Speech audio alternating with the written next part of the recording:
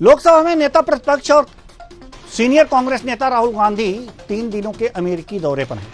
अपनी विजिट के दौरान एक साक्षात्कार में राहुल गांधी ने लोकसभा चुनाव की निष्पक्षता पर सवाल उठाया। उनका कहना था कि मुझे नहीं लगता कि निष्पक्ष चुनाव में भाजपा 246 के करीब थी। उसके पास बहुत बड़ा आर्थिक लाभ था। उन्होंने हमारे बैंक खाते बंद कर दिए थे। निर्वाचन आयोग पर निशाना साधते हुए राहुल ने कहा कि चुनाव आयोग वही कर रहा था जो बीजेपी चाहती थी। पूरा अभियान इस तरह से बनाया गया था कि नरेंद्र मोदी देश भर में अपना काम करें। जिन राज्यों में बीजेपी कमजोर थी उन्हें उन राज्यों से अलग डिजाइन किया जहां वे मजबूत थे। मैं इसे स्वतंत्र चुनाव के रूप में नहीं देखता, मैं इसे नियंत्रित चुनाव के रूप में देखता हूं। सुनिए राहुल गांधी नेता प्रतिपक्ष ने अमेरिका में क्या कहा।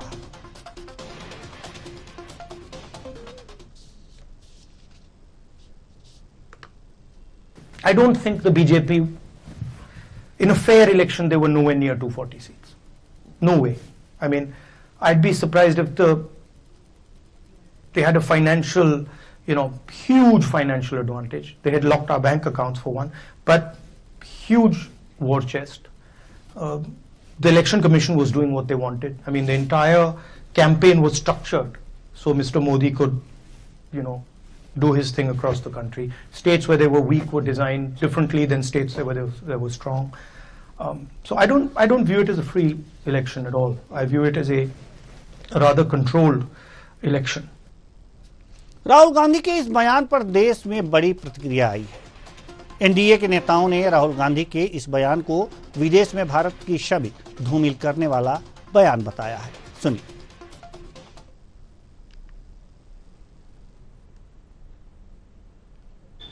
राहुल जी नेता प्रतिपक्ष हैं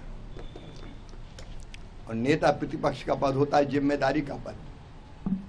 मैं राहुल जी को याद दिलाना चाहता हूं, जब श्रीमान अटल बिहारी वाजपेयी जी नेता प्रतिपक्ष थे, मनमोहन सिंह जी प्रधानमंत्री, नरसिम्हा राव जी प्रधानमंत्री हुआ करते थे, नरसिम्हा राव जी, तब भारत का प्रतिनिधित्व अटल जी करते थे। कई मामलों में देश के बाहर कभी भी नेता प्रतिपक्ष ने देश की छवि खराब करने की कोशिश नहीं की। देश के बाहर कांग्रेस और बीजेपी नहीं होती, देश के अंदर हम मुद्दों पे लड़ सकते हैं, लेकिन देश के बाहर केवल भारत होता है। हम 100 और 5 अलग नहीं होते, 105 होते हैं। लेकिन लगातार राहुल गांधी जी देश की छवि खराब करने की कोशिश कर रहे हैं और देश की छवि खराब करने की कोशिश देशद्रोह जैसी सीमा में ही आता है। अगर उनको अपने देश में ही सारी बुराइयां दिखती हैं और दूसरे देशों में उन्हें लगता है कि सब बहुत अच्छा चल रहा है, और विदेश में जाकर जिस तरीके से भारत की बुराई करने की एक आदत राहुल जी की बन गई है, ये कहीं ना कहीं गलत राजनीति की परंपरा की शुरुआत है। आपसी मतभेद जरूर हो सकते हैं और सत्ता पक्ष विपक्ष में हमेशा से रहे, पर विदेशी मंच पर जाकर अपने राजनीतिक मतभेदों को अपने व्यक्तिगत राजनीतिक लाभ के लिए इस तरीके से इस्तेमाल कर अपने ही देश की बुराई करना, ये कहीं से उचित नहीं है। इस तरीके से विदेश में जाकर आपको कोई भी एतराज है, आप भारत में रहिए, आप तो एलओपी भी हैं, आप सरकार के समक्ष अपने सुझाव भी रख सकते हैं, अपनी चिंताएं भी रख सकते हैं, पर इस तरीके से दूसरे देश में जाकर भारत की बुराई करना कहीं से उचित नहीं है। तो राहुल गांधी के इस बयान पर आज हम करेंगे चर्चा, और चर्चा के लिए हमारे साथ जो मेहमान जुड़े हुए हैं उनसे पहले आपका परिचय करा दें। अश्वनी शाही जी, प्रवक्ता बीजेपी, अनिल सिंह चौहान जी, प्रवक्ता कांग्रेस, मनीष अग्रवाल जी, राजनीतिक विश्लेषक। तीनों मेहमानों का बहुत बहुत स्वागत है हमारे इस कार्यक्रम में। चर्चा की शुरुआत करेंगे अनिल सिंह चौहान जी, प्रवक्ता कांग्रेस। राहुल गांधी अमेरिका में भारत की चुनाव जो हुआ है लोकसभा चुनाव, उसकी निष्पक्षता पर प्रश्न खड़े किए हैं, जिसे भारत में इस तरह से देखा जा रहा है कि भारत की छवि धूमिल करने का प्रयास है। क्या कहेंगे आप?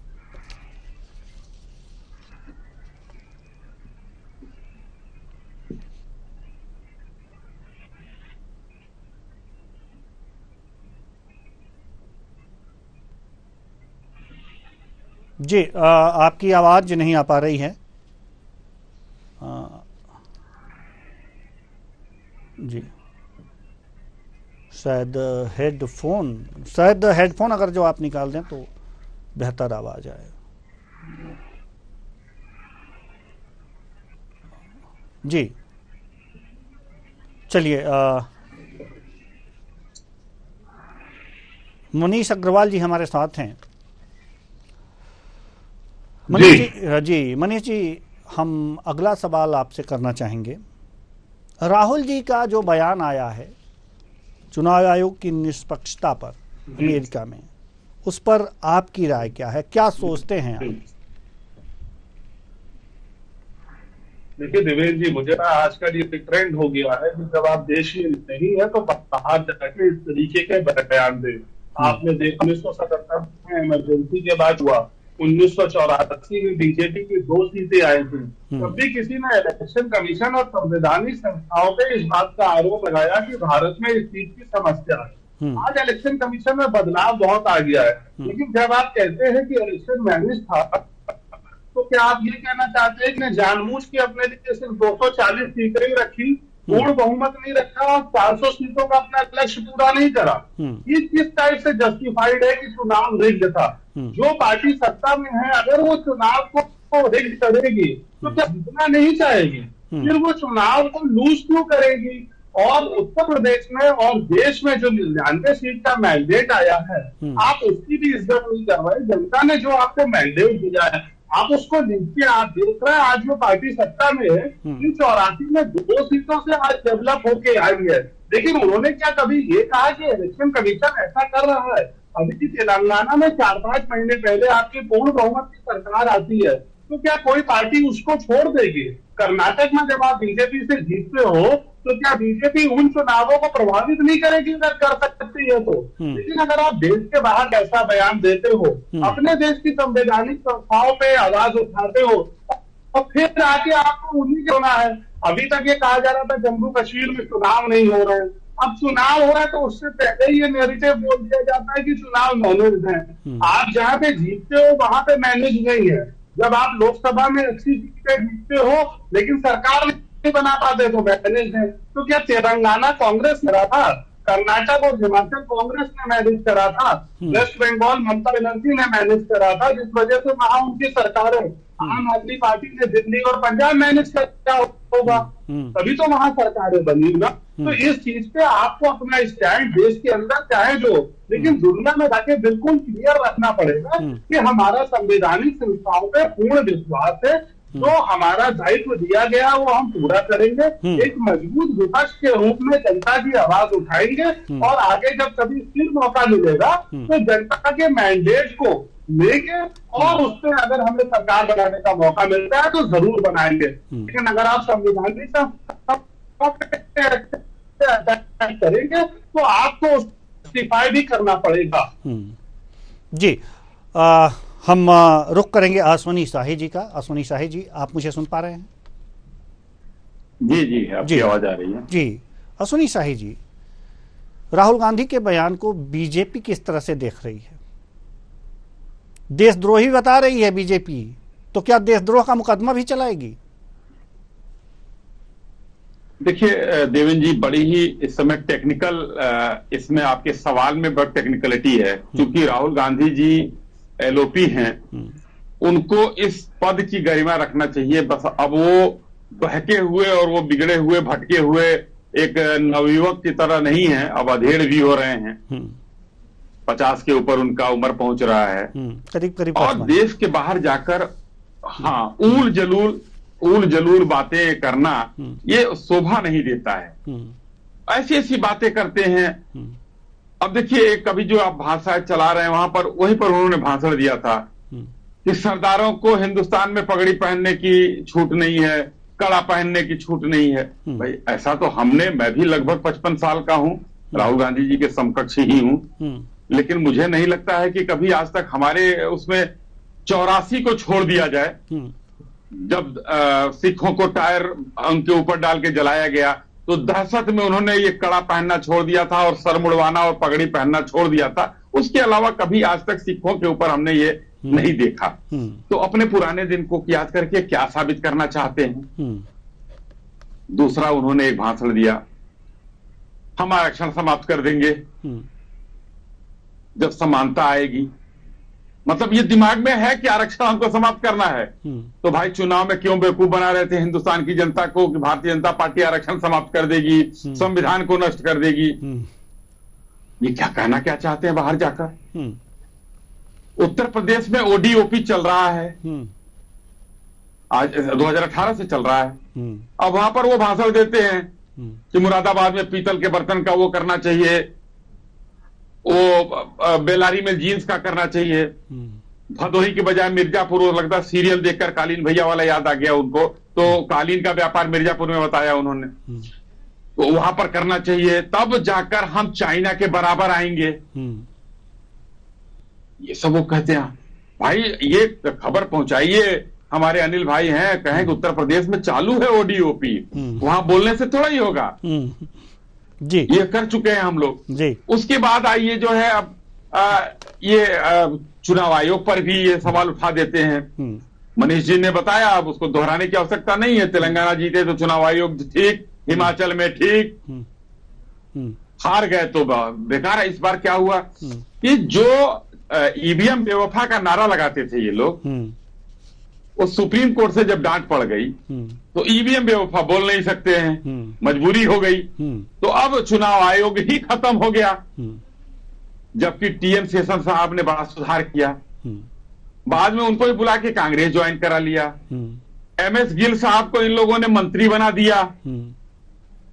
शेषन साहब के समय 2 चुनाव आयोग उनके नीचे और इन्होंने ही शुरू किया।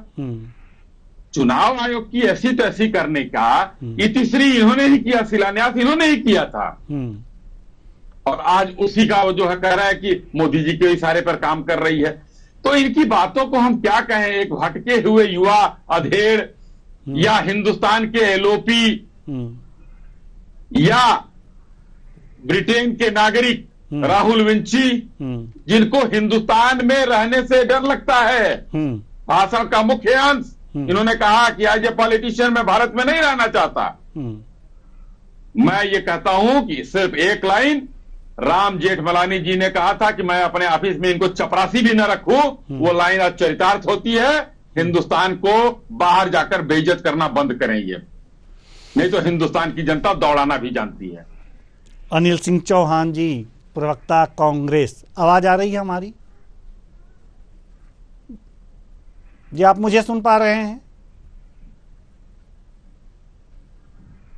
आपकी आवाज़ हम तक नहीं पहुंच पा रही है, लेकिन राहुल गांधी की आवाज़ पूरे भारत में पहुंच गई है। और हमको लग रहा है कि आप चारों तरफ से घिर रहे हैं। मनीष जी भी घेर दिए, राजनीतिक विश्लेषक हैं। अश्वनी जी का तो अधिकार ही है घेरना चारों तरफ से, लेकिन आपकी आवाज़ अब तक हमारे पास आ नहीं पा रही है, इसलिए हम फिर दूसरे मेहमान के पास आप रुख कर रहे हैं। जल्दी से हम चाहेंगे कि हमारी टीम माफ़ कीजिएगा, अनिल सिंह चौहान जी की आवाज़ हमारे दर्शकों तक ज़रूर पहुंचाए, हम तक ज़रूर पहुंचाए कि आखिर इनका स्टैंड क्या है, कांग्रेस का स्टैंड क्या है, जिससे कि कांग्रेस का पक्ष जाना जा सके। हम रुख करेंगे मनीष अग्रवाल जी की तरफ। मनीष जी, आपने बहुत अच्छी बात आपने कही कि कड़वा कड़वा गप कड़वा कड़वा थू और मीठा मीठा गप वाली स्थिति है। अगर जो कहा जाए, अगर जो आपका पूरा कहने का सेंस अगर जो देखा जाए तो यही स्थिति है। राहुल गांधी को आखिर अगर जो बीजेपी है ये कह रही है कि ये देशद्रोहियों जैसा काम कर रहे हैं, भारत को बदनाम करने का काम। तो अगर देशद्रोह जैसा काम कर रहे हैं और नेता प्रतिपक्ष हैं, तो इनको कहाँ छूट मिलती है कि इन पे देशद्रोह का मुकदमा न चलाया जाए? और कैसे अगर जो चलाना हो तो कैसे सरकार चला सकती है? जी, और क्या ये देशद्रोह की श्रेणी में आ रहा है? और एक बात और, क्या ये देशद्रोह की श्रेणी में आ रहा है? देवेंद्र जी, मेरी आवाज आ रही है क्या? जी जी, आपकी आवाज आ रही है। बस एक सवाल का जवाब लेकर के अब आप ही के पास आ रहे हैं। जी जी जी, मनीष जी। तो नेता में दिया गया बयान है।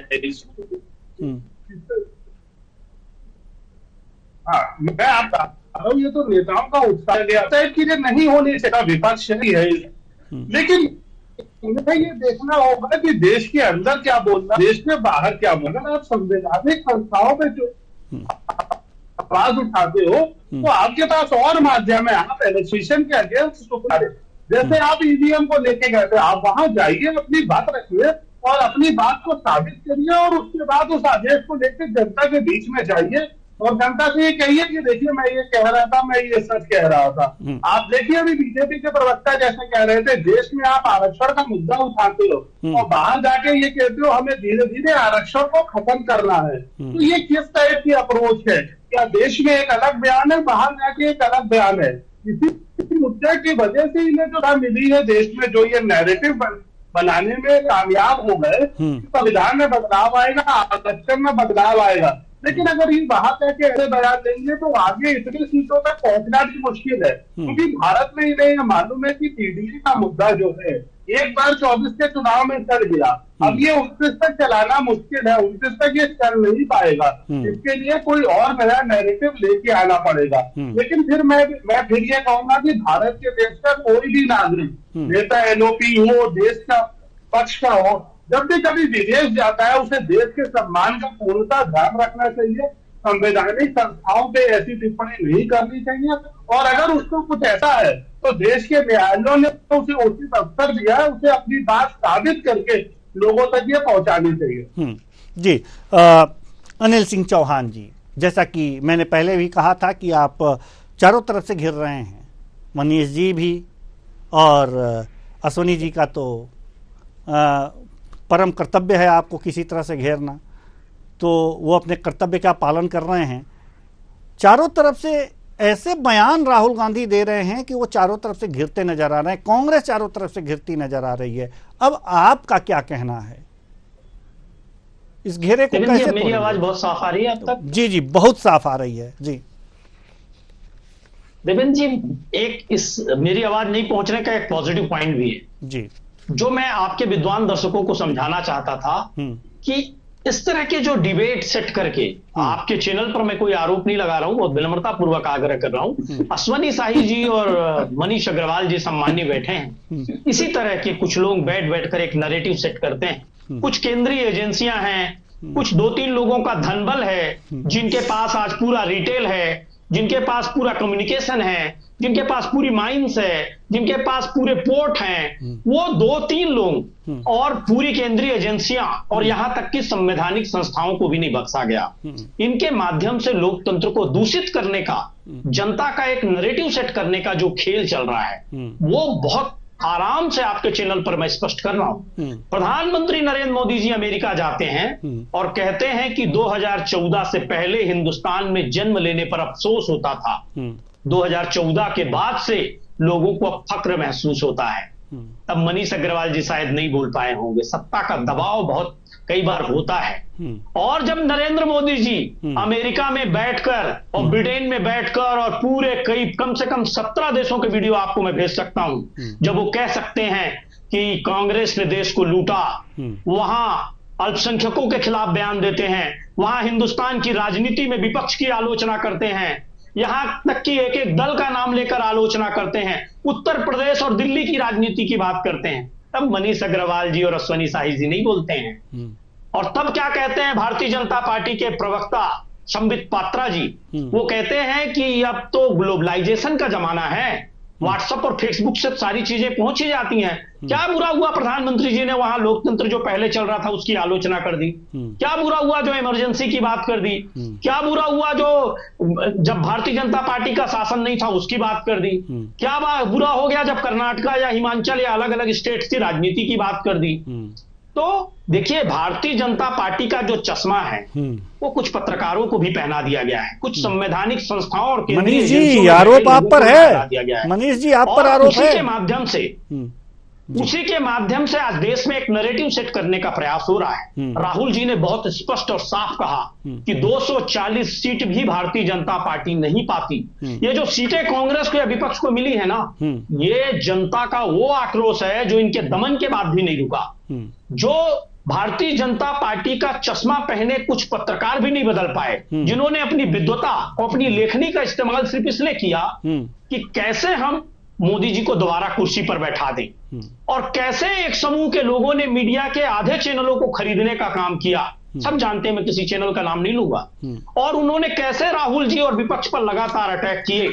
आपने देखा होगा, न्यूज एंकर चिल्लाते थे और सोनिया गांधी कहां हो तुम, जवाब दो, और लगता था कि वो मंच तोड़ देंगे, टेबल तोड़ देंगे।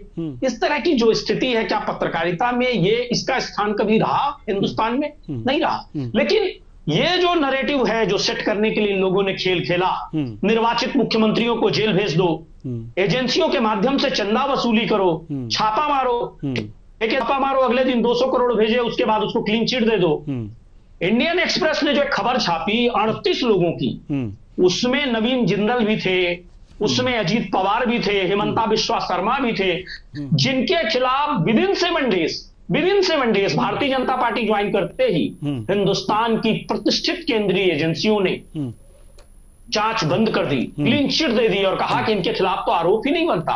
उसके पहले देश के प्रधानमंत्री से लेकर सारी केंद्रीय एजेंसियां उनको 10,000, 20,000, 80,000, लाखों करोड़ का घोटालेबाज कहते रहे। तो ये जो वॉशिंग मशीन है, ये जो लोकतंत्र को दूषित करने वाले लोग हैं, देश के असली गद्दार और सिस्टम के असली गद्दार वो लोग हैं। और अगर कांग्रेस लोकतंत्र को दूषित करना चाहती देवेंद्र जी, तो आज एक चाय बेचने वाला देश का प्रधानमंत्री नहीं होता, और एक वह व्यक्ति जो शायद जिला बदर की जिस पर कार्रवाई हुई हो, वो देश की कानून व्यवस्था नहीं देख रहा होता। वो कांग्रेस की बदौलत लोकतंत्र जिंदा था, इसलिए आज इन लोगों को भी अवसर मिला और ये सत्ता चला रहे हैं। और ये जो लगातार किसी के व्यक्तित्व पर कीचड़ उछालना, जब मुद्दे नहीं रहे तो झूठी बातें पेश करना, किसी के मुंह में जुबान डाल देना, जैसे आपने देखा मोदी जी ने कहा किसानों को कि आलू इधर से डालोगे सोना इधर से निकलेगा, और जब राहुल जी ने उसको रिपीट किया कि देश के प्रधानमंत्री ऐसा कह रहे हैं, तो राहुल जी ने आलू से सोना बनाया। ये फार्मूला भाजपा आरएसएस के लोग चला दिए। जी जी बिल्कुल, आपने भी आ रहे होगा हैं कि तत्कालीन अमित शाह जी जब भारतीय जनता पार्टी के अध्यक्ष थे, तो उन्होंने कहा अखिलेश यादव ने मुलायम सिंह को थप्पड़ मारा, मैं जानता हूं अफवाह है, लेकिन फैलाओ क्योंकि हमको सरकार बनानी है। तो ये भारतीय जनता पार्टी के हथकंडे हर व्यक्ति जानता है, सभी लोग जानते हैं, और हिंदुस्तान की जनता जानती है। मनीष जी कुछ कहना चाह रहे हैं, आ रहे हैं अश्वनी जी, आएगी और देश को दूसरी आजादी इस तानाशाही से मिलेगी। आ रहे हैं अश्वनी जी, आ रहे हैं। मनीष जी कुछ कहना चाह रहे हैं, उसके बाद आपके पास ही आ रहे हैं। जी मनीष जी। देखिए, मैं दो कहना चाहूंगा। एक तो ये जो कांग्रेस प्रवक्ता ने गद्दार शब्द का प्रयोग करा है, तो कांग्रेस देश के नागरिकों को ये सर्टिफिकेट ना दे कि कौन गद्दार है और कौन ईमानदार है देश के प्रति। अपनी बात रखे, बाकी लोग सर्टिफिकेट दे। दूसरी चीज, सुशील कुमार शिंदे जी का ज्ञान है जो मैं कांग्रेस के साथ ज्ञान में लाना चाहूंगा कि जब वो 2012 से 2014 तक गृह मंत्री थे, तो उन्होंने किस तरीके के शब्द का प्रयोग करा है कि कैसा उन्हें लगता था जब वो कश्मीर जाते थे। और अभी कुछ दिन पहले की आप फोटो देखिएगा, लाल चौक पे राहुल गांधी आइसक्रीम खा रहे और अपनी सिस्टर के साथ बर्फ में खेल रहे थे। ये 2014 के बाद का कश्मीर का माहौल है, और इन्हीं के गृह मंत्री का बयान है, मेरा बयान नहीं है। आज का बयान है, ऑन रिकॉर्ड बयान है, जहां पे मल्लिकार्जुन खड़गे जी बैठे थे, एक बुक रिलीज का फंक्शन चल रहा था, और उन्होंने जो शब्द था वो शब्द मैं चैनल पे बोल के रिपीट भी नहीं करना चाहूंगा। बस इतना मैं कहना चाहता था। जी अश्विनी शाही जी। जी देखिए, अभी भाई हमारे अजीत जी, हमारे अनिल भाई जो है हमारे, बड़ा धारा प्रवाह, अब कुछ है नहीं इनके पास, तो ये इन लोगों को बोलना तो है ही है। लेकिन मैं कहना चाहता हूं राहुल गांधी जी के लिए कि जो कह रहे हैं ना कि 10% लोगों के पास भी कुछ नहीं है, मैं सदन का बयान राहुल गांधी जी को फिर से याद दिला देता हूं। ये 322 पद हैं ज्वाइंट सेक्रेटरी और सेक्रेटरी के, जिसमें 70 सेक्रेटरी इनके 2015 तक नियुक्त थे। 2015 तक की बात बता रहा हूं, उसके बाद तो हम लोगों की सरकार आई है, तो वो प्रमोट होके आए होंगे, चाहे जैसे होके आए होंगे, उसमें एक भी ओबीसी नहीं था। 2015 तक की मैं बात बता दे रहा हूं। उसके बाद अभी पिछले साल एक सत्र में जो है माननीय जितेंद्र सिंह जी ने बताया कि हमारे पास SC 16 है, ST 13 है, OBC 39 है, ज्वाइंट सेक्रेटरी और सेक्रेटरी मिलाकर। राहुल गांधी कहते हैं आरक्षण नहीं है, ये तो खत्म करने की बात कर रहे हैं, हम गिना दे रहे हैं। दूसरा वो कहते हैं कि सभी पैसा अडानी और अंबानी के पास है। तो मैं भी एक लिस्ट खोज रहा था कई दिन से कि हमने कहा भाई ये आखिर ऐसे कैसे हो गया, ये रोज कहते हैं।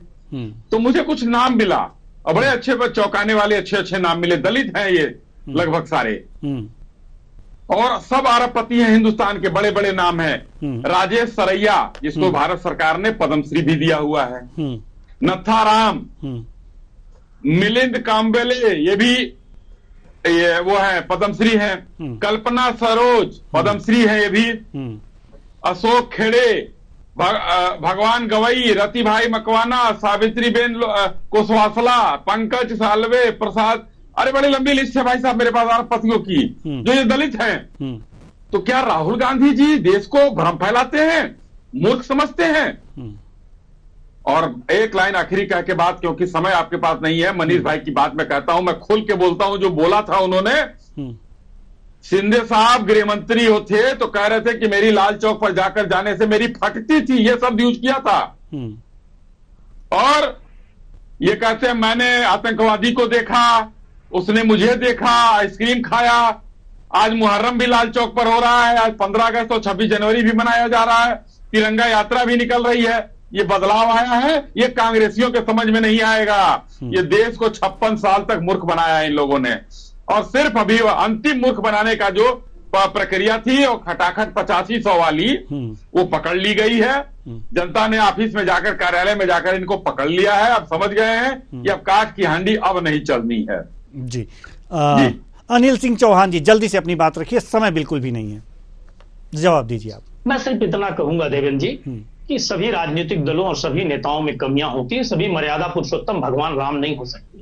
लेकिन जब एक पत्रकार विपक्ष में सिर्फ कमी ढूंढने लगे और सत्ता में उसको कोई कमी ना नजर आए, तो या तो नहीं अनिल जी, नहीं हम आपको रोकेंगे, हम रोकेंगे किसी भी दल की आलोचना होनी चाहिए। नहीं, कुछ कमियां तो सत्ता में भी दिखती है ना। हम आपको रोकेंगे। अनिल जी आपका जो नहीं, मैं किसी को आपका जो इशारा मनीष जी की तरफ है, ये कह रहा हूँ, एक सामान्य बात कह रहा हूँ मैं, आपका इशारा अगर जो मनीष जी की तरफ है तो मनीष जी निष्पक्ष रूप से अपनी बात रख रहे थे। तो या तो प्रलोभन में या दबाव में है। आप जिस मंच से कहें मैं बोलने को नहीं, हम इस बात को नहीं मानते। हम निष्पक्ष पत्रकारों को यहाँ बुलाते हैं। तो फिर समझ अनिल जी कि वो पत्रकार तो कितना गड़बड़ है साहब। नहीं, उनको पत्रकारों को अपनी राय रखने का पूरा अधिकार है। नहीं, वो आपके अनुसार नहीं, कांग्रेस के अनुसार अपनी राय नहीं रखेंगे। नहीं, पत्रकार कांग्रेस के अनुसार अपनी राय नहीं रखेंगे। एक बार और हम कहेंगे आपसे, पत्रकार कांग्रेस के अनुसार अपनी राय नहीं रखेंगे। उनका अपना स्वतंत्र दुरुपयोग करे, उनका अपना स्वतंत्र विचार है। वो पक्ष में कांग्रेस के भी जा सकता है, वो पक्ष में बीजेपी के भी जा सकता है। उसकी आलोचना होनी चाहिए। ये आलोचना नहीं होनी चाहिए कि विपक्ष के नेता क्या क्या कर रहे हैं। उस सबसे बड़े पद पर बैठे प्रधानमंत्री की आलोचना होनी चाहिए को विदेश में जाकर विपक्ष को क्यों गाली दे रहा है। उनकी आलोचना होनी चाहिए कि मंगलसूत्र, भैंस और मुजरे जैसा इस पर देश का प्रधानमंत्री क्यों बोल रहा है। जब शहीदों के नाम पर वो वोट मांगे तो उनकी भी आलोचना होनी चाहिए। और जब देश के प्रधानमंत्री और सरकार की आलोचना का साहस ना बचे तो देवेंद्र जी माफी चाहूंगा, आरोप तो लगेगा। और एजेंसियां जब सिर्फ विपक्ष पर कार्रवाई करें, उनका दमन करें, संवैधानिक संस्थाएं और पत्रकार एजेंडा चलाने लगे सरकार का, तो थोड़ी सी आलोचना तो होगी साहब। और मौलिक अधिकारों को लेकर अभी सर्वोच्च न्यायालय ने जो कहा पीएमएलए एक्ट 45 पर कि कोई भी एक्ट मौलिक अधिकारों से ऊपर नहीं है, और एक न्याय दृष्टांत उन्होंने प्रस्तुत किया कि ये 45 में ऐसी व्यवस्था क्यों है कि आप गिरफ्तार करने के बाद कोई सबूत हो या ना हो, चालान प्रस्तुत करेंगे तो आप जब तक चालान प्रस्तुत नहीं करेंगे ट्रायल स्टार्ट नहीं होगा, जमानत नहीं होगी। तो सुप्रीम कोर्ट ने कहा कि जमानत क्यों नहीं? नियम सुप्रीम कोर्ट ने है और खत्म कोई कर भी दिया भाई इस नियम उसको। को नहीं रोक सकता, खत्म कर देता। ये अपवाद है। सुप्रीम ये कोर्ट के जो पास खेल अधिकार चल है रहा क्या है, भारत उसी के लिए संविधान इस के साथ narrative पे छेड़छाड़ जनाब करने राहुल का? जी की ये बात थी और बहुत सही बात है। नहीं लोकतंत्र नहीं को नहीं नहीं नहीं करना है। राहुल जी, अनिल जी अनिल जी अनिल जी अब मेरी बात सुनिए। नागरिक को नहीं मनन करना होगा। अनिल जी मेरी बात सुनिए। राहुल गांधी आवाज की होती देश जा रही है। विरोधी नहीं भाषा अनिल बोल जी रहे हैं, देश अनिल जी विरोधी। अनिल जी मेरी बात राहुल जी सुनिए। देश विरोधी भाषा बोल अश्वनी रहे हैं। शाही जी मेरी बात सुनिए। समय तो बिल्कुल भी नहीं है, लेकिन एक बात का जवाब हम देंगे कि हमारे कार्यक्रम में निष्पक्ष पत्रकार आते हैं, वो अपनी बात रखते हैं। तो वो नहीं सुन लीजिए, नहीं सुनिए सुनिए सुनिए सुन तो लीजिए, आप सुन तो लीजिए, मेरी बात तो सुन लीजिए। आप निष्पक्ष पत्रकार बुलाते हैं, मैं किसी व्यक्तिगत किसी पर आरोप नहीं लगा रहा हूं। नहीं सुन तो लेकिन लीजिए, सत्ता पक्ष आप की मेरी भी बात नहीं तो उठाना। सुन लीजिए। नहीं आप मेरी बात सुनिए। नहीं अनिल जी अनिल जी अनिल जी अनिल जी अनिल जी अनिल जी आप हमसे वो अधिकार नहीं छीन सकते। नहीं अनिल जी मेरी बात सुनिए। आप मेरा भी अधिकार ना छीने, आप मेरा अधिकार ना छीने, आप मेरा अधिकार ना छीने। अनिल जी आप मेरा अधिकार ना छीने, अनिल जी मेरा अधिकार ना छीने, मेरी बात भी सुन लें। मेरे कहने का तात्पर्य है कि हमारे यहां बुलाए गए पत्रकार निष्पक्ष होते हैं, वो अपनी राय देते हैं। वो कांग्रेस के पक्ष में भी जा सकता है, बीजेपी के पक्ष में जा सकता है, कांग्रेस के विपक्ष में जा सकता है, बीजेपी के विपक्ष में भी जा सकता है। वो उनकी अपनी राय है। रह गई बात अगर जो सिर्फ कांग्रेस के विपक्ष में ही जा, मान लिया देवेंद्र जी, जी हम क्षमा चाहते हैं अगर हमसे कुछ गलत हो नहीं गया नहीं नहीं हो, ऐसी बात आपने नहीं कह दिया तो हमने है, मान लिया। ऐसी बात आप नहीं अगर है। कह रहे हैं आप एक विद्वान पत्रकार हैं तो हमने मान लिया। हमने आपकी निष्ठा पर कोई सवाल भी नहीं उठाया। जी। आपकी निष्पक्ष पत्रकारिता के हम कायल हैं जी। लेकिन सवाल धन्यवाद मनीष सर। अग्रवाल जी पे नहीं उठा रहे हैं। एक जनरल बात हमने की जी, जी। कि जब सत्ता पक्ष पर इतनी भी कमी ना दिखे किसी पत्रकार को तो थोड़ा तो आपके विद्वान दर्शकों को भी होती होगी। चलिए ठीक है, बिल्कुल समय नहीं है हमारे पास, और बार बार इशारा हो रहा है, बार बार इशारा हो रहा है कि समय बिल्कुल भी समाप्त हो गया है। इसलिए बहुत बहुत धन्यवाद तीनों मेहमानों का, आप आए और अपने अपने विचार साझा किए। तो विदेश में बयान, देश में घमासान, इसलिए क्योंकि बयान ऐसा है कि देश की शब्द धूमिल हो सकती है।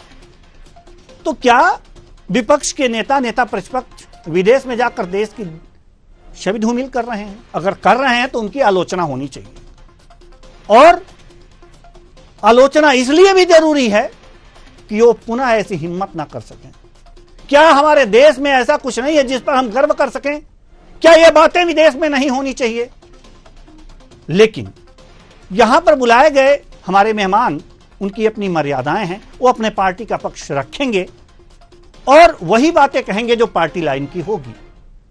लेकिन हमारे दर्शकों से यह निवेदन है कि आप देखिए, आप विचार कीजिए, क्या हमारे देश में कुछ ऐसा नहीं है, कुछ ऐसा काम नहीं हुआ जिस पर हम गर्व कर सकें और भारत में प्रचार करके अपना सीना चौड़ा कर सकें? अगर है तो बाहर वो कहिए ना, और देश के अंदर आकर जो भी गुबार है फोड़ लीजिए। फिलहाल इस कार्यक्रम में इतना ही, मुझे दीजिए इजाजत, नमस्कार।